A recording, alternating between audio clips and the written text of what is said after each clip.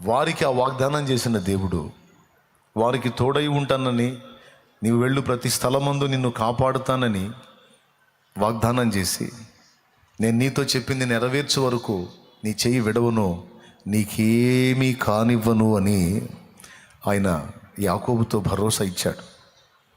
ఈరోజు ఇక్కడ కూర్చున్నటువంటి మనందరము రకరకాల పరిస్థితుల్లో, రకరకాల ఇబ్బందుల్లో, రకరకాల శోధనల్లో ఉండి ఉండవచ్చు. కానీ ఈరోజు మనందరికీ కూడా దేవుడు ఒక వాగ్దాన రూపకమైన సందేశాన్ని ఇస్తున్నాడు. అదేమిటంటే, నేను నీకు తోడుగా ఉంటాను, నేను నీకు తోడుగా ఉంటాను. నీ సంచారాల్లో, నీ జీవన ప్రయాణంలో నేను నీతో ఉంటాను. నేను నిన్ను ఆశీర్వదిస్తాను, నీకు పుట్టిన వారిని ఆశీర్వదిస్తాను. నేను నీకు స్వతంత్రింపజేయాలనుకున్నవన్నీ స్వతంత్రింపజేస్తాను. ఎందుకంటే విశ్వాసమును బట్టి నీవు నా సంతానం, నీవు నా సంతానం. కాబట్టి నేను నీతో చెప్తున్నటువంటి ఈ వాగ్దానం ఏదైతే ఉందో, ఈ ప్రామిస్ ఏదైతే ఉందో, అది నెరవేర్చే వరకు నేను నిన్ను విడవను. ఈ మాటలన్నీ మనకు కూడా వర్తిస్తాయి. ఎందుకంటే వాగ్దానం నాటి భక్తులకే కాదు, నేటి భక్తులకు కూడా. కాబట్టే అది గ్రంథ రూపంలో నీకు నాకు అందించాడు. ఇక్కడ నాకు అర్థమైనటువంటి ఒక విషయం ఏంటంటే, భక్తుడు యోగ్య ప్రవర్తన కలిగిన వాడా, సత్ప్రవర్తన కలిగిన వాడా, పరిశుద్ధుడా, నీతిమంతుడా, అసలు ఎలాంటి వాడు, ఇతని క్వాలిటీస్ ఏంటి, ఇతని నీతి, యథార్థత, భక్తి, మంచితనం ఏంటి అనే ఈ దేవుడు యాకోబులో అవన్నీ చూసి ఈ వాగ్దానం చేశాడా, వాటిని లక్ష్య పెట్టకుండా వాగ్దానం చేశాడా? మీరేం చెప్తారో చెప్పండి. యాకోబులో అన్ని గుడ్ క్వాలిటీస్ చూసి, యాకోబులో దేవుడు పరిపూర్ణత చూసి ఈ వాగ్దానం చేశాడా, లేకపోతే దేన్ని బట్టి చేశాడు? ఈజీగానే తెలిసిపోద్ది మీకు. వీటిని బట్టి యాకోబుకు దేవుడు వాగ్దానం చేయలే. ఎందుకంటే యాకోబు అప్పటికి ఇంకా సరిచేయబడలా. యాకోబు ఇంకా లోపాల పుట్టగానే ఉన్నాడు. యాకోబులో ఇంకా వంకరలు ఉన్నాయి. యాకోబులో తొందరపాట్లు ఉన్నాయి, తొందరపాటు నిర్ణయాలు ఉన్నాయి, దేవునితో బేరసారాలు ఉన్నాయి. ఇవన్నీ చెప్పిన తర్వాత దేవునితో బేరం ఆడతాడు యాకోబు. నువ్వు చెప్పినట్లు నిజంగా నువ్వు నాకు తోడై ఉంటే, ఇదిగో ఒప్పందం, నువ్వు నాకు దేవుడు అయి ఉంటావు, నేను నీకు భక్తి చేస్తా. నువ్వు చెప్పినట్లు నిజంగా ఇవన్నీ నాకు నెరవేరిస్తే నా రాబడిలో నుండి నీకు 10వ భాగం ఇస్తా, ఓ పండుగ చేసుకోపో. దేవుడితో అంటే పండుగ చేసుకో అనలేదు, కానీ ఆ మాట అన్నంత. నువ్వు చెప్పినట్టు నిజంగా నాకు తోడై ఉండి ఇవన్నీ చేస్తే నేను నిన్ను ఆరాధిస్తా, నువ్వు నాకు దేవుడు అయి ఉంటావు. అంతేకాదు నా రాబడిలోంచి కొంత నీకు ఇస్తా అని బేరసారాలు ఆడుతాడు. అంటే దేవుడు ఏందో పూర్తిగా యాకోబుకు అర్థం కాల. అర్థమైతే బేరసారాలు ఆడ్డు, సాష్టాంగ పడతాడు తప్ప బేరసారాలు ఉండవు. కానీ ఇక్కడ బేరసారాలు జరుగుతాయి. ఏమండి? అంతేకాదు, మరియు స్తంభముగా నేను నిలిపిన ఈ రాయి దేవుని మందిరమగును, మరియు నీవు నాకు ఇచ్చు యావత్తులో 10వ వంతు నిశ్చయంగా నీకు చెల్లిస్తానని మొక్కుకున్నాడట. 22వ వచనంలో నువ్వు నాకు దేవుడు అయి ఉంటావు. ఇవే కాదు, ఇంకా కొన్ని లోపాలు ఉన్నాయి యాకోబులో. కానీ లోపాల పుట్టగా, సరైన అవగాహన లేనటువంటి వ్యక్తిగా, ఒక బలహీనుడుగా, అస్థిరుడుగా, చంచలుడుగా, స్థిరము లేనటువంటి వ్యక్తిగా ఉన్నటువంటి యాకోబు దేన్ని బట్టి వాగ్దానం పొందాడు? దేన్ని బట్టి వాగ్దానం పొందాడు? అలాంటి ఘటంగా ఉన్న యాకోబుకి ఇంత పెద్ద వాగ్దానం ఎందుకు ఇచ్చాడు దేవుడు? ఒక్కసారి మీరు చెప్పాలి. మీరు ఒప్పుకుంటారా యాకోబులో ఏ లోపాలు లేవని? లేదు, యాకోబులో లోపాలు ఉన్నాయి అని మీరు ఎంతమంది ఒప్పుకుంటారు? ఒకసారి చేతులు ఎత్తండి. ఉన్నాయి. ఓకేనా? రైట్, చేతులు ఎత్తారు. కొంతమంది చేతులు ఎత్తలా, అంటే చేతులు ఎత్తితే ఏం తిప్పలో అని. కానీ లోపాలు అయితే ఉన్నాయి. అయినా సరే దేవుడు పెద్ద వాగ్దానం ఇచ్చాడు, ఒక దర్శనం ఇచ్చాడు. అది కూడా ఎంత గొప్ప దర్శనం అంటే విశిష్టమైన దర్శనం. అది ఇచ్చాడు యాకోబుకి. ఆ దర్శనంలో దేవుడే కనపడ్డాడు, మళ్ళీ యెహోవాయే కనపడ్డాడని ఉంది. యెహోవా ఆ నిచ్చెనకు పైగా నిలిచి అనుంది. ఆయన్ని ప్రత్యక్షమై ఆయనే దర్శనమిచ్చి, ఎంత పెద్ద వాగ్దానం అంటే, ఈ దేశమును నీకును నీ సంతానమునకును నేను అనుగ్రహిస్తాను, నేను ఫలానా వాణ్ణి, నేను ఫలానా నీ పితరుల దేవుణ్ణి అని తన్ను గూర్చి తాను చెప్పుకున్నాడు. యాకోబుకి ఏం చేస్తానన్నాడు? నేను నీకు తోడై ఉంటాను, నువ్వు వెళ్ళు, ప్రతి స్థలమందు నిన్ను కాపాడుతానన్నాడు.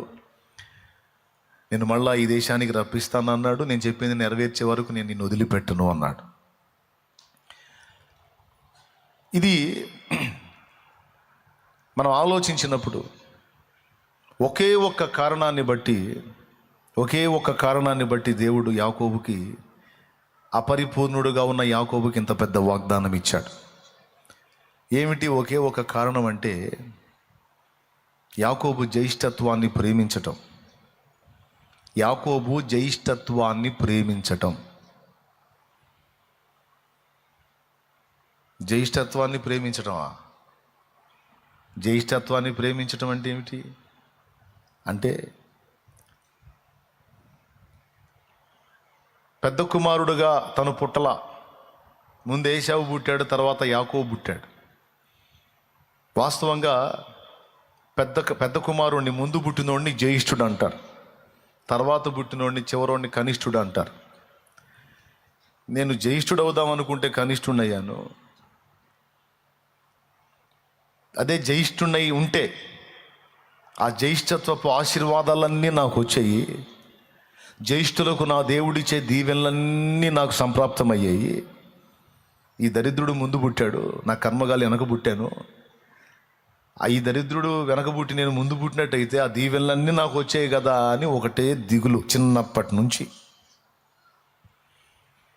అరే, ముందు పుడితేనేమి, వెనక పుడితేనేమి, ముందు జన్మిస్తేనేమి, వెనక జన్మిస్తేనేమి, ఆ పెద్దోడై పుట్టినంత మాత్రాన ఏం ఒరిగిద్ది అని అనుకోలా.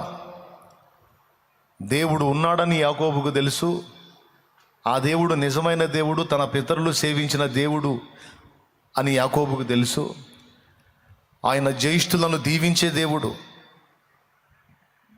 అని తెలుసు. కానీ ఆ ఛాన్స్ మిస్ చేసుకున్నానే నేనని దిగులు.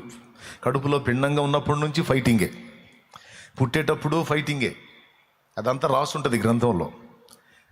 రెబెకా కడుపులో పెనుగులాట జరిగింది అని ఉంది. పుట్టేటప్పుడు కూడా ఏశావు మడిమను పట్టుకొని వచ్చాడు బయటికి. అంటే ఎట్లనన్నా కానీ వెనక్కి లాగాలని ట్రై చేశాడు, కుదరలా, పుట్టేశాడు. ఏశావు ముందు పుట్టాడు. అంటే జ్యేష్ఠుడికి వచ్చేటువంటి దీవెనలన్నీ శ్రేష్టమైనవి, గొప్పవి, దేవుడిచ్చేవి. అంటే అసలు ఎన్ని వస్తాయో రావో, నిజమో కాదో ఎవరికి తెలుసు. కానీ యాకోబు విశ్వాస నేత్రములు కలిగిన వాడు. అది యాకోబు స్పెషల్. యాకోబు అనేక రకాల వంకర టింకరల్లో ఉండవచ్చు, కానీ యాకోబు విశ్వాసము గలవాడు. అది యాకోబు గొప్పతనం. దేవునికి స్తోత్రం. దేని యందు విశ్వాసము గలవాడంటే, దేవుని యందు విశ్వాసం గలవాడు, దేవుడిచ్చే ఆశీర్వాదాల యందు విశ్వాసం గలవాడు, దేవుడు అనుగ్రహించేటువంటి కృపల మీద విశ్వాసం కలిగిన వాడు. అరే, కష్టపడాలి, సంపాదించాలి, తినాలి, తాగాలి, ఎగరాలి అనే టైపు కాదు. భూమి మీద జన్మించిన ప్రతి మానవుడికి అన్నీ అనుగ్రహించి వాటన్నిటినీ పొందేటట్టు, అనుభవించేటట్టు చేసి భూమి మీద యాత్రను ఆశీర్వాదకరంగా మార్చేది దేవుడు. యెహోవా ఆశీర్వాదం ఐశ్వర్యం ఇచ్చును, నరుల కష్టము చేత ఆ ఆశీర్వాదం ఎక్కువ కాదు అనే విషయాలు ఎరిగినవాడు యాకోబు. దేవుడిచ్చే ఆశీర్వాదం, దేవుడిచ్చే దీవెన. ఇప్పుడు మనం ఎవరైనా ఎక్కువగా దేవుడు ఇస్తాడండి, దేవుడు దీవిస్తాడు, దేవుడు ఆశీర్వదిస్తాడని లోకంలో మనం మాట్లాడితే కొంతమంది వెటకారం చేస్తారు. రే, దేవుడు అంటే దేవుడు తెచ్చి ఒళ్ళో వేస్తాడంటరా. తెలివి ఉపయోగించాలి, కష్టపడాలి, సంపాదించాలి, అన్నీ పొందుకోవాలి, అనుభవించాలి, తినాలి, తాగాలి, ఎగరాలి, ఊగాలి, సావాలరా. దేవుడు దేవుడు దేవుడు దేవుడు దేవుడు అంటే దేవుడు అన్ని ఇస్తాడంటరా, ఎవడురా నువ్వు ఎర్రోడివి అని మనల్ని వెటకారం చేస్తారు. కానీ యాకోబు అట్లా మనుషుల ఆలోచనలు లక్ష్య పెట్టేవాడు కాదు. దేవుని యందలి విశ్వాసము కలిగినవాడు. తన ఆత్మీయ జీవితంలో కొన్ని లోపాలు ఉంటే ఉండొచ్చు, కానీ దేవుని యందలి స్థిర విశ్వాసం కలిగిన వాడు అనేది ఒక్కటి మేజర్గా తీసుకున్నాడు దేవుడు. ఒకటి దేవుని యందు విశ్వాసం ఉంచాడు, జ్యేష్ఠత్వపు ఆశీర్వాదాన్ని ప్రేమించాడు. జ్యేష్ఠత్వాన్ని ప్రేమించటం అంటే మీకు తెలుసా, దేవుడు అనుగ్రహించేటువంటి యేసును ప్రేమించటమే. అప్పుడు యేసు అను నామం వెల్లడి చేయబడలేదు. యాకోబు జ్యేష్ఠత్వ హక్కుని ప్రేమించాడు అంటే యేసయ్యను ప్రేమించాడు అనే చెప్పొచ్చు. ఎందుకంటే పరిశుద్ధుల సంఘానికి ఒక పేరుంది, జ్యేష్ఠుల సంఘము అని హెబ్రీ పత్రికలో ఉంటుంది. అలాగే యేసు ప్రభువుకి జ్యేష్ఠుడు అనే పేరుంది. రోమాపత్రిక 8:29 తన కుమారుడు, బైబిల్ ఉంటే తీసి చూడండి, రోమాపత్రిక 8:29 తన కుమారుడు అనేక సహోదరులలో జ్యేష్ఠుడగునట్లు, అదుగదుగదుగు అనేక సహోదరులలో జ్యేష్ఠుడగునట్లు దేవుడెవరిని ముందుగా ఎరిగెనో వారు తన కుమారునితో సారూప్యము గలవారగుటకు వారిని ముందుగా నిర్ణయించెను. రైట్. తన కుమారుడు అనేక సహోదరులలో జ్యేష్ఠుడగునట్లు. ఎవరండి మనందరి జ్యేష్ఠుడు ఎవరు? చూడు, హెబ్రీ పత్రిక 12వ అధ్యాయము 22వ వచనం చూడు. ఇప్పుడైతే సియోనును కొండకును జీవము గల దేవుని పట్టణమునకు అనగా పరలోకపు యెరూషలేమునకును వేవేల కొలది దేవదూతల యొద్దకును పరలోకమందు వ్రాయబడి ఉన్న జ్యేష్ఠుల సంఘమునకును వారి మహోత్సవమునకును అందరి న్యాయాధిపతి అయిన దేవుని యొద్దకును సంపూర్ణ సిద్ధి పొందిన నీతిమంతుల ఆత్మల యొద్దకును క్రొత్త నిబంధనకు మధ్యవర్తి అయిన యేసునొద్దకును హేబేలు కంటే మరి శ్రేష్టముగా పలుకు ప్రోక్షణ రక్తమునకును మీరు వచ్చి ఉన్నారు. దేవునికి స్తోత్రం కలుగును గాక. హల్లెలూయా. అక్కడ జ్యేష్ఠుల సంఘము అన్నాడు. జ్యేష్ఠుల సంఘం అంటే మనమే. మనందరికీ జ్యేష్ఠుడు యేసయ్య. ఆ యేసు రక్తం చేత విమోచింపబడిన మనమందరం కూడా జ్యేష్ఠుల సంఘం. మనందరి జ్యేష్ఠుడు యేసయ్య. ఏశావు చేసిన గొప్ప పాపం బుద్ధిహీనమైందో తెలుసా? బుద్ధిహీనమైన పని దేవుడు ఆశీర్వదించి అనుగ్రహించిన జ్యేష్ఠత్వమును తృణీకరించుట. ముందు పుట్టేవాడికి వచ్చే దీవెనలు ఆయన ఇచ్చాను, సత్యాను ఎవడికి కావాలా? ముందు ఆకలి అవుతుంది, ఆ చిక్కుడుగాయలు కూరయిరా అన్నాడు. చిక్కుడుగాయలు కూర నేను కష్టపడి వండుకున్నాను ఇప్పటిదాకా, అది ఇవ్వాలంటే మరి నువ్వు ఒక ప్రమాణం చేస్తే ఇస్తా. ఆకలి అవుతుందిరా తమ్ముడా, చచ్చిపోయేటట్టున్నాను, ఇవ్వరా? ప్రమాణం చెయ్యి, ఇస్తా. అయ్యేందో చెప్పు. నీ జ్యేష్ఠత్వపు హక్కు నాకు అమ్ము, అప్పుడు ఈ చిక్కుడుగాయలు కూర ఇస్తా. సరే పో, అమ్మేసాపో, కూర ఇవ్వు, ఆకలి అవుతుంది, ఇవ్వరా? అట్లా కాదు, ప్రమాణం చెయ్యి. నా పితరుల దేవుడైన నా ప్రభు సాక్షిగా, ఇదిగో ముందు పుట్టిన నేను జ్యేష్ఠుణ్ణి, నా జ్యేష్ఠత్వపు హక్కుని ఇదిగో ఈ కూర కొరకు నా తమ్ముడైన యాకోబుకు దీన్ని నేను అమ్ముచున్నాను అని ప్రమాణం చెయ్యి అని. ఆ జ్యేష్ఠత్వపు హక్కుని పొందుకోవటానికి తన ఆహారాన్ని వదులుకున్నాడు యాకోబు. ఒక్క పూట కూటి కొరకు, ఒక్క పూట ఆహారం కొరకు దేవుడు అనుగ్రహించినటువంటి ఆ గొప్ప దీవెనని తృణప్రాయముగా తృణీకరించాడు ఏశావు. అందును గూర్చి లేఖనం ఏముందో తెలుసా? అది హెబ్రీ పత్రిక 12లో ఒక్క పూట కూటి కొరకు తన జ్యేష్ఠత్వపు హక్కును అమ్మేసుకున్న ఏశావు వంటి భ్రష్టుడైన వ్యభిచారి అయినా. ఏమంటే జ్యేష్ఠత్వపు హక్కునే అమ్ముకుంటే భ్రష్టుడు ఎందుకు అయ్యాడు? వ్యభిచారి ఎందుకు అయ్యాడు?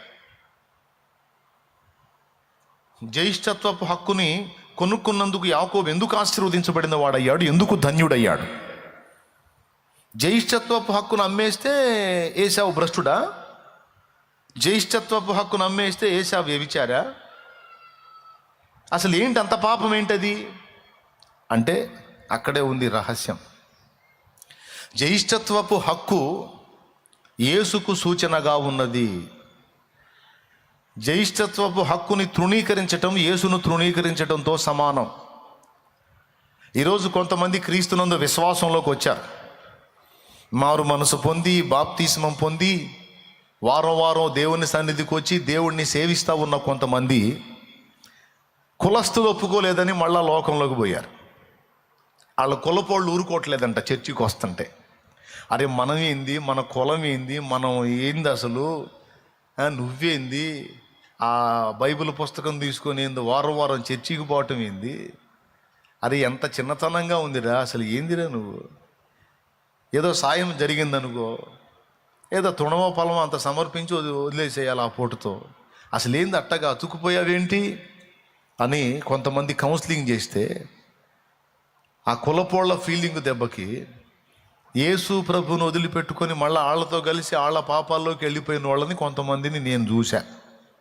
ఏంటి ఒకటే, కొంతమంది మగపిల్లలు ఆడపిల్లల కొరకు విశ్వాసీయుడు మారు మనసు పొందాను అన్నాడు, బాప్తిస్మం పొందాను అన్నాడు, భక్తుడు అన్నాడు. కానీ ఎవరో ఒక అమ్మాయిని లవ్ చేశాడంట, ఆ అమ్మాయి అన్యురాలంట, అందుకని వీడు ఆ అమ్మాయి కోసం యేసు ప్రభుని వదిలిపెట్టి వాళ్ళతో కలిసి భజన చేయటం మొదలుపెట్టాడు. అందులో కలిసి ఒక్కొక్క అమ్మాయి అబ్బాయి కోసం యేసు ప్రభుని వదిలిపెట్టేసి, ఎవరిని యేసు ప్రభుని వదిలిపెట్టేసి అబ్బాయి కోసం పోయి అబ్బాయి మతంలో అబ్బాయి మార్గంలో కలిసిపోయింది. ఇట్లాంటి క్యారెక్టర్లను చూశాను నేను. కొంతమంది వాళ్ళ ఉద్యోగం కోసం, కొంతమంది అధికారుల దయ కోసం, కొంతమంది తమ మతస్థుల విమర్శ తట్టుకోలేక, తమ మతస్థులు మా పిల్లలు పెళ్లి కావాలంటే మరి మా మతపోళ్ళు పెళ్లి చేయమంటున్నారు, సస్తే రామంటున్నారు, చచ్చిపోతే మాకు మోసుకెళ్ళేది ఇవ్వమంటున్నారు, అలాగే బొందలగడ్డలో మాకు ప్లేస్ ఇవ్వమంటున్నారు, కాబట్టి నేను యేసుప్రభుని వదిలేస్తున్నానండి, మా వాళ్ళు ఎంతైనా మా వాళ్ళే కావాలి నాకు అని పోయిన వాళ్ళని చూశాను నేను. కొంతమంది డబ్బును అపేక్షించి వదిలిపెట్టి పోయిన వాళ్ళు ఉన్నారు. ఈ సరుకంతటిని కలిపి ఒక్క మాటలో చెప్పాలంటే ఒక పూట కూటి కొరకు తన జ్యేష్ఠత్వపు హక్కును అమ్మేసుకున్న ఏశావు లాంటి భ్రష్టమోక. ఇది ఏం మోక అంటే భ్రష్టమోక.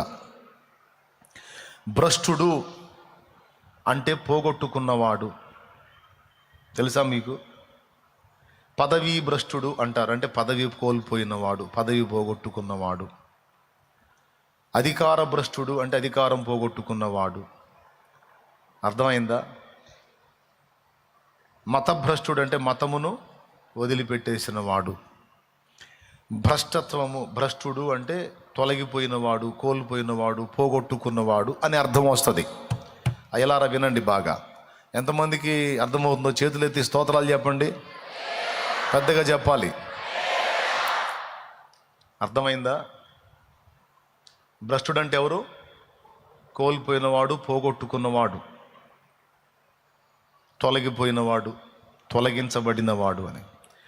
ఏశావుని గురించి ఏమంది? ఒక పూట కూటి కొరకు జ్యేష్ఠత్వపు హక్కును అమ్మేసుకున్న ఏశావు లాంటి భ్రష్టుడు. ఆ ఒక్క మాటతో వదిలిపెట్ల మళ్ళీ రెండో మాట వాడాడు, వ్యభిచారి అని.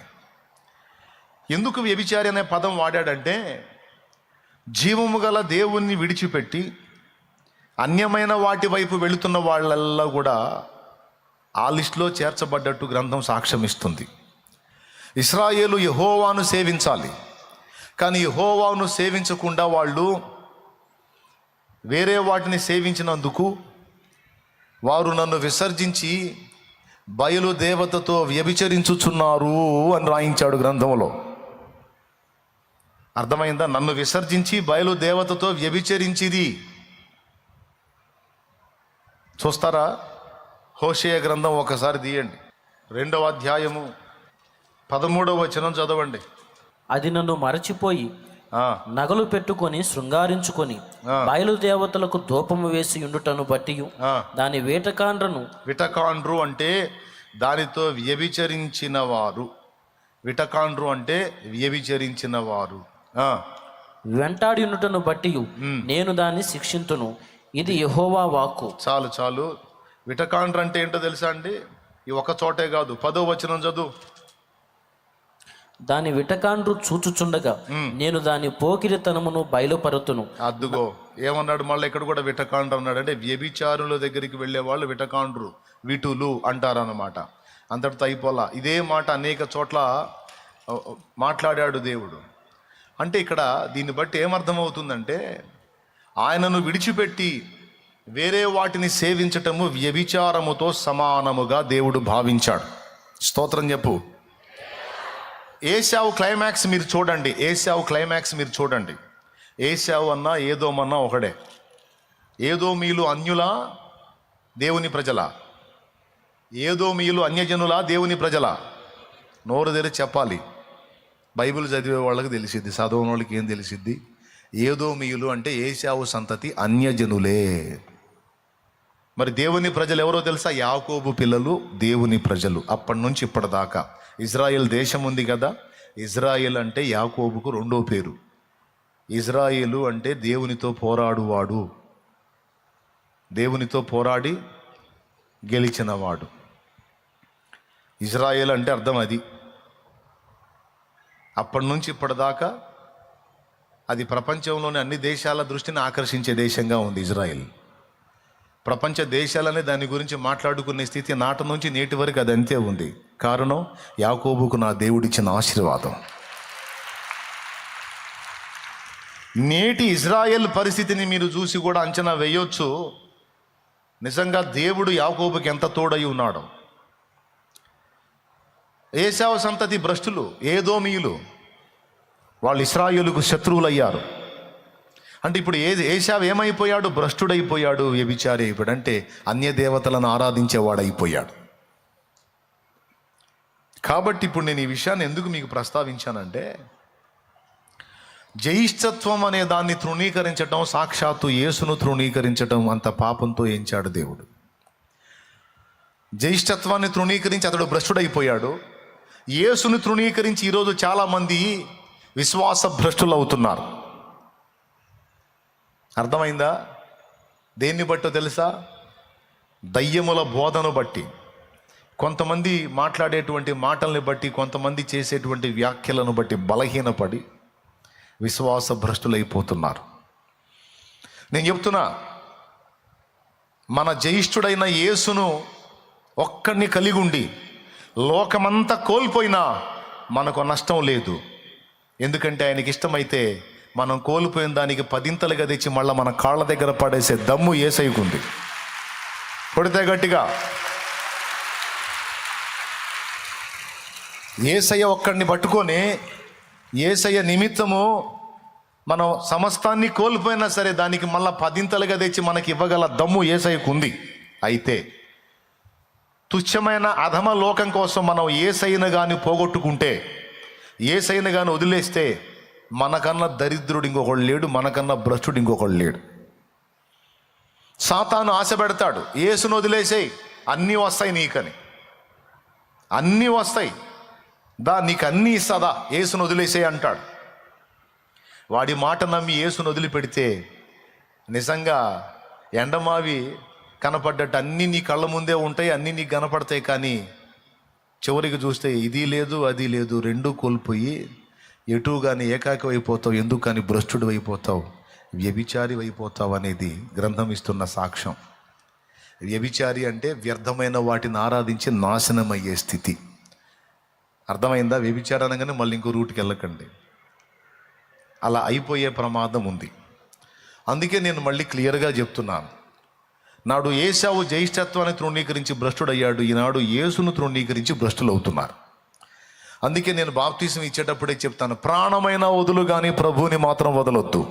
ఎన్ని బాధలైనా, కష్టాలైనా, కన్నీళ్ళైనా, ఇరుకులైనా, అప్పులైనా, రోగాలైనా, సమస్యలైనా, కులం వెలేసిన, మతం వెలేసిన, అందరూ ఏకమై నిన్ను నెట్టేసిన, నువ్వు యేసును మాత్రం వదలొద్దు, ఆ ఒక్కడిని కలిగి ఉండు చాలు అనేది నేను ఖచ్చితంగా చెప్పి బాప్తీసం ఇస్తా. దేవునికి స్తోత్రం కలుగునుగాక. హల్లెలూయా. ఎందుకంటే యేసు ఒక్కడు మనకుంటే చాలు, మనకు అన్నీ ఉన్నట్టే. యేసు ఒక్కడు మనకు లేకుండా ఎన్నున్నా అవి లేనట్టే, అవి శూన్యమే. ఎందుకంటే మనం వెతుకుతున్న సంతోషం, సమాధానం, ప్రశాంతత, నెమ్మది అంతా యేసులోనే ఉంది. ఆ యేసయ్య ఒక్కడుంటే చాలు, అందరూ వదిలేసినా సరే బతికేయొచ్చు.